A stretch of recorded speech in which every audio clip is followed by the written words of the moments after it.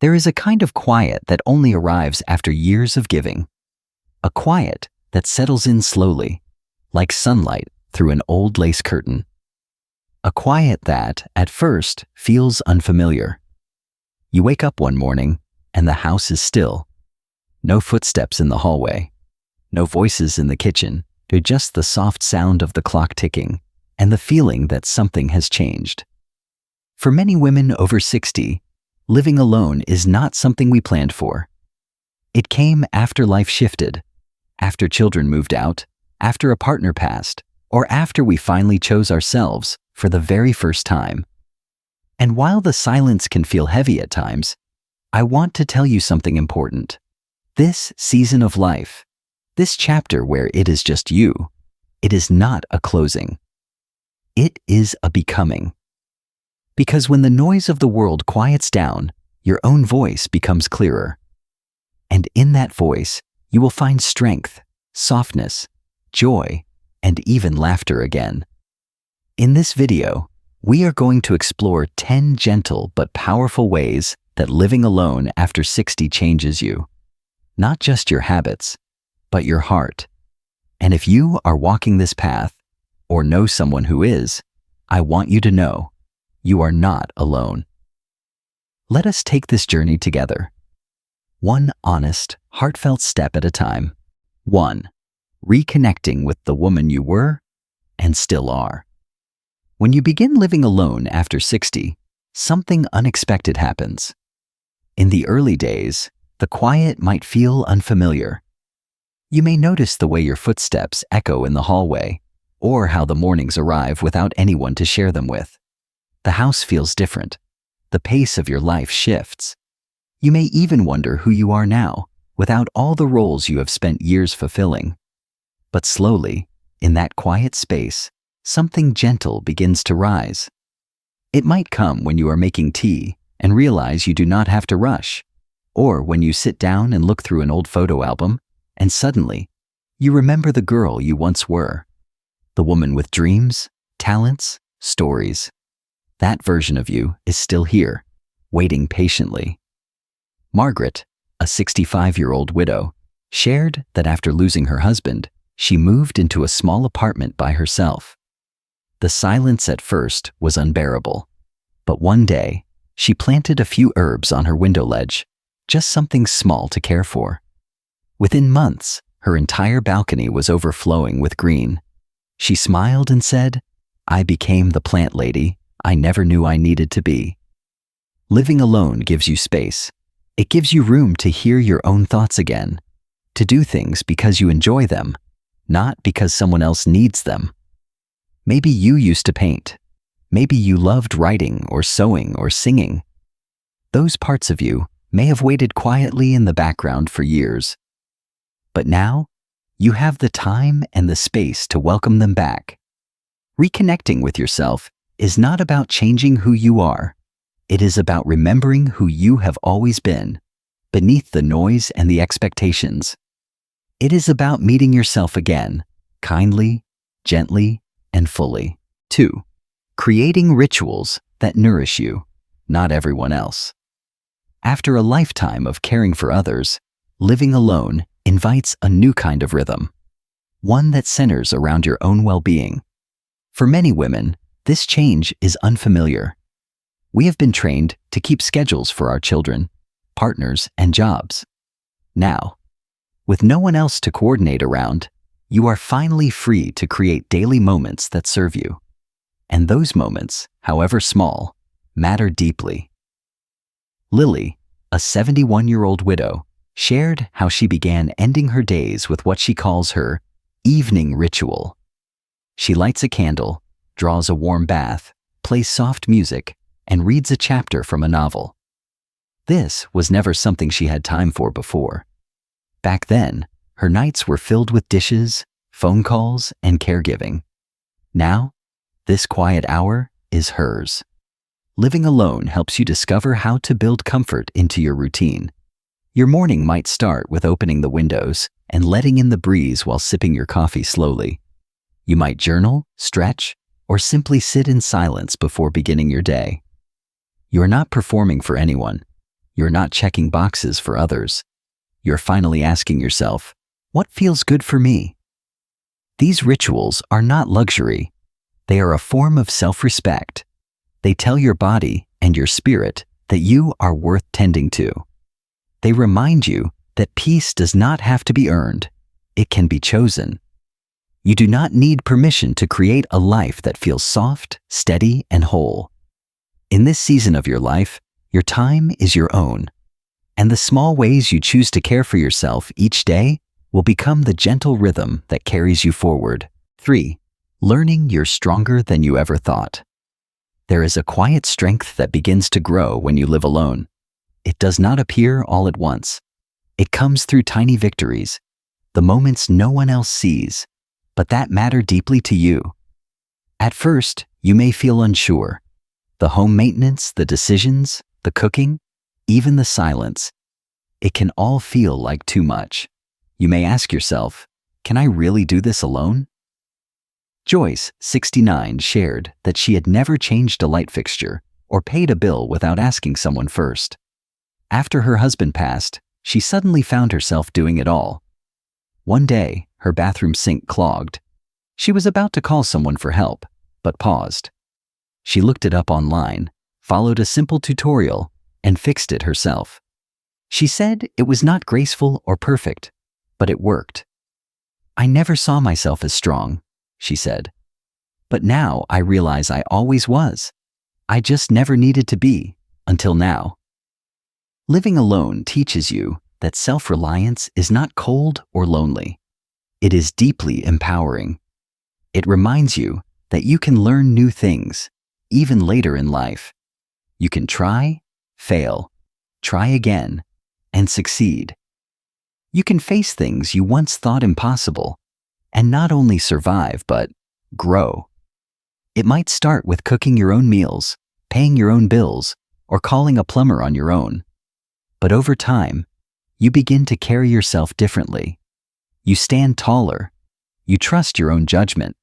You begin to see that you are capable, far more than you ever gave yourself credit for. This kind of strength is not loud. It is not always celebrated, but it is real, and it is yours. You are not just living alone. You are learning what it means to stand fully in your own power, and that is something to be proud of. 4. Returning to hobbies that once lit you up inside. As women, we often put our passions aside.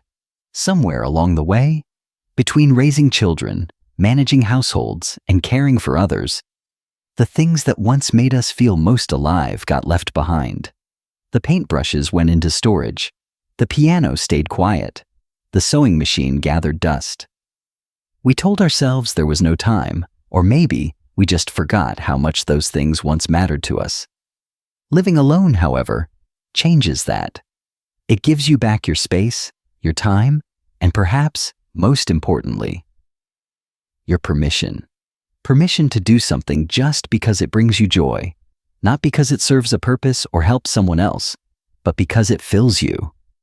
Carol, a 74-year-old retired school teacher, said she had not painted since her 20s. But after moving into her own small home, she found an old set of brushes and a canvas at the back of her closet. That first stroke of color brought back something she had not felt in decades, a sense of play, curiosity, and expression. Now, one wall of her living room is filled with her work. Painting became my therapy, she said. It helped me feel like myself again, not someone's mother or wife, just me. Hobbies do more than pass the time. They reconnect you to your inner world. They ground you, calm you, and sometimes heal you. Whether it is gardening, writing, dancing, baking, or simply collecting things that bring beauty to your space, these activities remind you that your joy still matters. This is your chapter now. There is no deadline, no pressure, just space to explore and rediscover what lights you up from the inside out. 5. Choosing relationships that truly fill your heart. One of the most beautiful changes that happens when you live alone is the way you begin to choose your relationships differently. Without the daily demands of others around you, you have the space to reflect on the people in your life, who lifts you up, who brings peace, and who feels like a soft place to land. Living alone can feel isolating at first, but over time, you begin to see it as something else: freedom. You are no longer maintaining relationships out of habit, obligation, or routine. You're reaching out because you want to, not because you have to. And that changes everything. Doris, 68, said that after her divorce, she thought she would be lonely. But what surprised her most was how her relationship with her daughter improved. They talk more now than ever before. Not rushed phone calls, but deep conversations about life, memories, and what they are both learning along the way. She also started meeting a small group of women at the library every Wednesday. They drink coffee, share stories, and laugh about everything from grandchildren to knee pain. Living alone helped me realize that I do not need a crowd, Doris said. I just need a few people who feel like home. Quality matters more than quantity. When you create emotional space in your life, the right people begin to fill it. The kind of friends who check in, who listen without judgment, who let you show up as yourself, messy hair, tired eyes, soft heart and all. These are the relationships worth holding on to. The ones that feel easy, honest, and warm. When you live alone, you're not cutting people out. You're simply making room for connection that feels true. 6. Making peace with loneliness and finding power in solitude. Loneliness is real. Let us not pretend it is not. There are evenings when the silence feels too loud, and mornings when you wish someone was sitting across the table. It is perfectly normal to miss conversation, laughter, and the comfort of a familiar presence. But something beautiful can happen when you stop running from that quiet. When you sit with it, when you breathe through it, you begin to realize that loneliness and solitude are not the same thing. Loneliness is the ache for connection. Solitude is the opportunity to connect with yourself. Anna, a 70-year-old widow, said that after her husband passed away, the evenings were the hardest. She would sit by the window and stare at the streetlight, wishing the silence would end. But over time, she made peace with those hours. She started drinking tea and journaling during sunset. She found comfort in the stillness and even joy. I stopped trying to fill the silence, she said, and instead, I started listening to it. Solitude allows you to rest, to reflect, and to soften into your own company. It teaches you to trust yourself again. It invites you to ask, what do I need right now? And then actually listen. Yes, the ache of missing someone never fully goes away, but it becomes lighter when you build a life around small joys, simple rituals, and moments of gratitude. You are not broken for feeling lonely. You are human, but you are also resilient. And in solitude, you can find not just peace, but strength, clarity, and an unexpected kind of companionship with yourself. Chapter 7. Creating a home that finally feels like yours. When you live with others, your home becomes a shared space. Every paint color, piece of furniture, or decoration is often a compromise. But when you live alone, something truly special happens. Your space becomes yours, entirely, completely, authentically. This is your chance to create a home that reflects your heart, your memories, your style. You do not need anyone else's approval. You can hang the art you love, place flowers on the windowsill, fill your shelves with books, candles, or photographs. Every corner can carry something meaningful to you. Evelyn, a retired nurse in her 70s, had spent years living in neutral-colored rooms because her late husband preferred things simple and plain. After he passed, she decided it was time for change. She painted her kitchen a bright, cheerful yellow. She added teal pillows to the couch, hung artwork full of color, and brought in plants for every room. I wanted my home to feel like joy, she said. Now, when I walk in, it feels like me. Your home does not need to be perfect. It does not have to be fancy or expensive. What matters is that it makes you feel safe, warm, and at ease. Maybe you rearrange your furniture to bring in more light. Maybe you finally hang the quilt your grandmother made. Your home is your sanctuary now. Let it tell your story. Let it hold your memories and reflect the woman you are becoming in this chapter of your life. There is freedom in choosing your space for yourself. You deserve to live in a place that wraps around you like a soft sweater. Familiar, beautiful, and truly your own. 8. Discovering mindfulness in the everyday moments. One of the quiet gifts of living alone is how it slows life down. When you are not constantly responding to someone else's needs or schedule, you begin to notice the smaller things. The way sunlight moves across the floor, the smell of coffee in the morning, the feeling of soft socks on a cold day. These are not just details, they are moments of mindfulness. Mindfulness does not have to mean long meditations or complicated breathing exercises.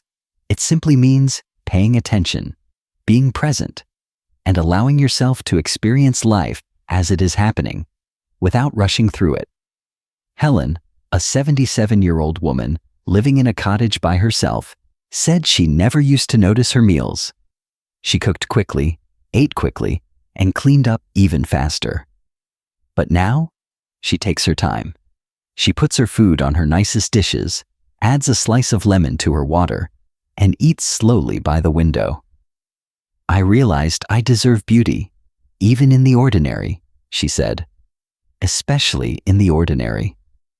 You might find your own mindfulness in watering your plants, folding laundry, or writing down 3 things you are grateful for each night. These little rituals help you stay grounded. They remind you that life is still rich and meaningful, even when it is quiet. There is no need to strive or perform. Just breathe. Look around. Feel your feet on the ground. Living alone allows you to slow down enough to truly see your life. And in that seeing, you may discover that peace has been waiting for you all along. 9. Taking charge of your health, one step at a time. When you live alone, you become the one responsible for your well-being, not just physically, but emotionally too. No one else is going to remind you to take your vitamins, go for a walk, or eat a balanced meal. That might sound like a burden at first, but it is actually a beautiful kind of freedom. George, 69, shared that after his divorce, he realized he had stopped paying attention to his body. He began walking each morning, just around the block. Slowly, it became part of his routine. He started eating more fresh food, drinking more water, and even joined a walking group. For women, this kind of shift can be deeply empowering. Monica, in her early 70s, had spent years putting herself last, after her job, her family, and all the people she cared for. But once she lived alone, she had no excuse not to care for herself. She started seeing a therapist and picked up meditation. I was finally able to hear what my body and heart had been trying to tell me for years, Monica said. That I mattered too. Caring for your health does not have to be overwhelming. It can start small. A stretch in the morning, a 10-minute walk, a bowl of soup filled with vegetables. A quiet moment to check in with your feelings. Each act of care adds up. You are not just surviving, you are tending to yourself with intention. And that is one of the greatest gifts of this season, realizing that self-care is not selfish. It is sacred. 10. Finding joy and creativity in the kitchen again. The kitchen has always been a meaningful space in a woman's life. For many of us, it was where we showed love. Through family meals, packed lunches, birthday cakes, or late-night snacks for our children or partners. But over time, the kitchen may have also become a place of duty, repetition, and expectations.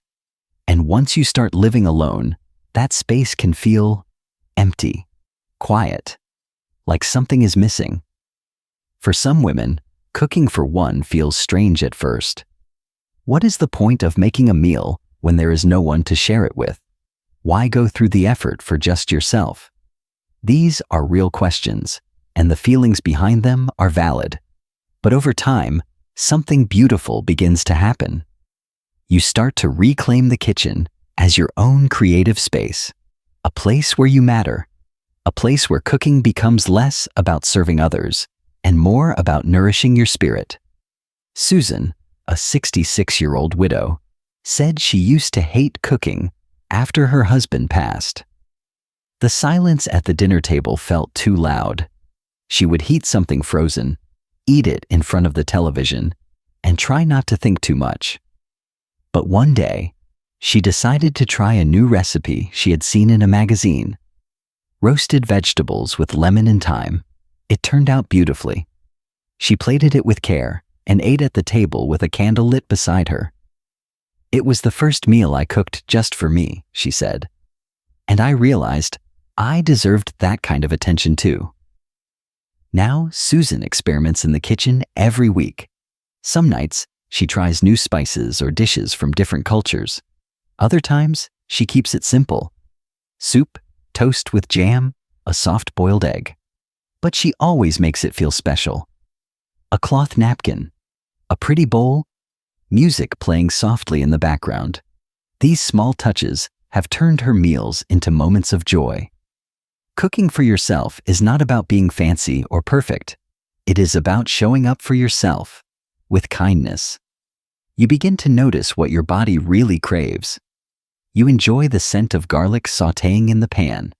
You look forward to that warm cup of tea after a long day. And maybe, just maybe, you start to see food not just as fuel, but as comfort, as creativity, as something sacred again. Frank, a 72-year-old friend of Susan's, took a different approach. He created a weekly meal plan with simple, nutritious dishes he liked and rotated them. He said it gave him peace of mind. No last-minute decisions, no wasted groceries, and no stress. But even in that structure, he found a sense of rhythm and pride. "I never thought I would enjoy cooking," he said. "But now I do. It is mine." The truth is, the way you nourish yourself matters. Whether it is through cooking, baking, or simply preparing a beautiful piece of toast, it is not about impressing anyone. It is about reminding yourself that you are worth the time, the flavor, the effort.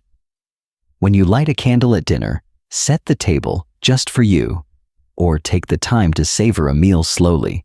You are practicing something powerful. You are saying, "I still deserve care. I still deserve beauty. I still deserve joy." And that message, whispered over a bowl of soup or a slice of pie, is one of the most healing parts of this journey. This is your chapter now. If you have made it to this point in the video, I want to say something very simple and very true. You are not alone. Living alone later in life is not something many women prepare for. It might have come after a deep loss, a divorce, or simply the passage of time. You may have spent years surrounded by people, responsibilities, and noise, and suddenly, you found yourself in a quiet space, just you and your thoughts. At first, it may have felt like something was missing, but in that space, something new was being born. Throughout this video, we have talked about the quiet, subtle, powerful ways that living alone shapes you. You begin to reconnect with the woman you used to be, the one who loved music, or flowers, or long walks without a purpose. You begin to build small rituals that bring peace to your day. You discover a strength you did not know was in you, the kind that fixes sinks, faces paperwork, and walks into the grocery store with her head held high. You learn to fill your time with hobbies and laughter. You choose friends who truly see you. You feel loneliness at times, of course. We all do. But you also find comfort in solitude. You create a home that reflects your soul. You notice the beauty in small moments. You care for your body, not out of obligation, but with love. And yes, you even begin to find joy in feeding yourself, not just with food, but with kindness. This chapter of your life is not a footnote. It is not a fading echo of who you once were. It is a full, rich, meaningful chapter. And you are the author. You get to decide what fills your days. You get to reclaim your voice. You get to live without apology, without rushing, without asking permission. You're allowed to take up space in your home, in your community, and in your own heart. If no one has told you lately, I am proud of you. For waking up in the quiet and choosing to keep going. For finding joy in the smallest of things. For showing yourself compassion when the world went silent. For learning how to live with yourself, and maybe even love it. There is no expiration date on becoming more of who you truly are. You are still growing. You are still valuable. And you are still deeply loved, not because of what you do for others, but because of who you are. If any part of this video resonated with you, I would love for you to share a piece of your story in the comments. What have you discovered about yourself in this season of life? What has surprised you about living alone? Your voice may be exactly what another woman needs to hear today. And if you found comfort here, consider subscribing to Wise Elders Insight. This is a place for women like you, strong, wise, tender-hearted women, to be seen, heard, and supported. Thank you for spending this time with me. I hope you walk away from this video with a little more peace, a little more hope, and the reminder that this life, your life, is still full of beautiful moments waiting to be lived.